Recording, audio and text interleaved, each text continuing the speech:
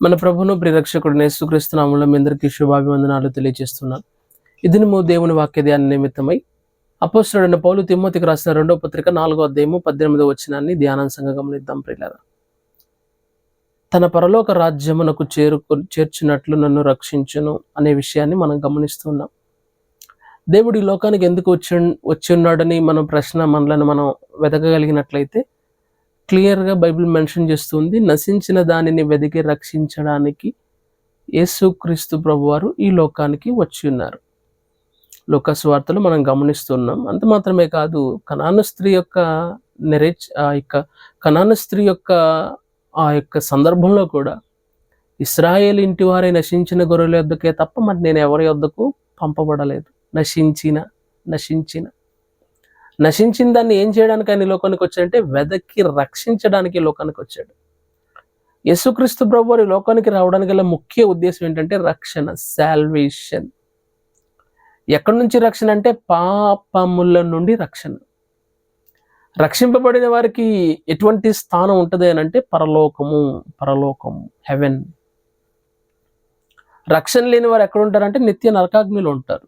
రక్షణ క్రీస్తు ద్వారా మాత్రమే, రక్షణ యేసుక్రీస్తు శిలువ ద్వారా మాత్రమే మనకు కలుగుతుందని లేఖనాలు సెలవిస్తూ ఉన్నాయి. ప్రియులారా, అపోస్తలుడైన పౌలు కూడా తిమోతికి రాస్తూ నన్ను పరలోక రాజ్యమునకు చేర్చుకున్నట్లుగా దేవుడు నన్ను రక్షించుకున్నాడు. ధర్మశాస్త్రం తెలిసిన, ధర్మశాస్త్రం వలన నీతిక్రియలు ఉన్నా అపోస్తలుడైన పౌలు జీవితంలో యేసును ఎరగనంత మట్టుకు రక్షణ అనుభవం లేదు. ఎప్పుడైతే దమస్కు మార్గంలో దేవునితో ఎన్కౌంటర్ ఎప్పుడైతే జరిగిందో అప్పుడు సర్వసత్యాన్ని తెలుసుకున్నాడు పౌలు మహాభక్తుడు. వాక్యం వింటున్న ప్రియ సహోదరుడు, ప్రియ సహోదరి, ఒకవేళ నువ్వు గొప్ప జ్ఞానం కలిగిన జ్ఞానవేత్త అవ్వచ్చు, గొప్ప జ్ఞానం కలిగిన విద్వాంసుడు అయి ఉండొచ్చు. బైబిల్లో కూడా అలెగ్జాంద్రు అనే విద్వాంసుడిని గమనిస్తూ ఉన్నాం. పరిపూర్ణమైన భక్తి లేదు, అసంపూర్ణంగానే ఉన్నాడు. అకుల ప్రిస్కిల్లో వారికి సువార్తను బోధించినట్లుగా అపోస్తల కార్యములు 18వ అధ్యాయంలో గమనిస్తూ ఉన్నాం.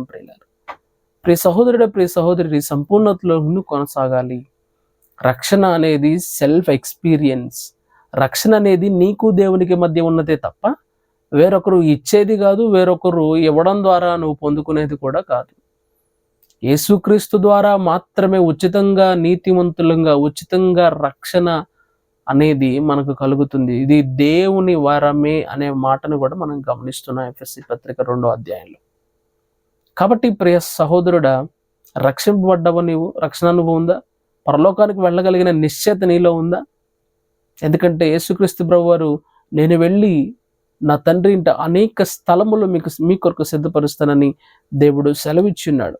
రక్షణ భాగ్యం ద్వారా పరలోకానికి చేరతామని లేఖనాలు మనకు హెచ్చరిస్తూ ఉంటుండగా రక్షణ పొందుకో, పరలోకంలో స్థానాన్ని సంపాదించుకో. ప్రార్థన. పరిశుద్ధాత్మదేవ నీకు వందనాలు. మా ప్రియులు అందరినీ మాటలు వింటూ ప్రభు వాటిని ఆలకిస్తూ వాటిని అనుసరించి జీవిస్తూ ఉన్నారు. వారందరి జీవితాల అద్భుతాలను జరిగించమని యేసుక్రీస్తు నామమున అడిగి వేడుకున్నాను తండ్రి. ఆమెన్. God bless you.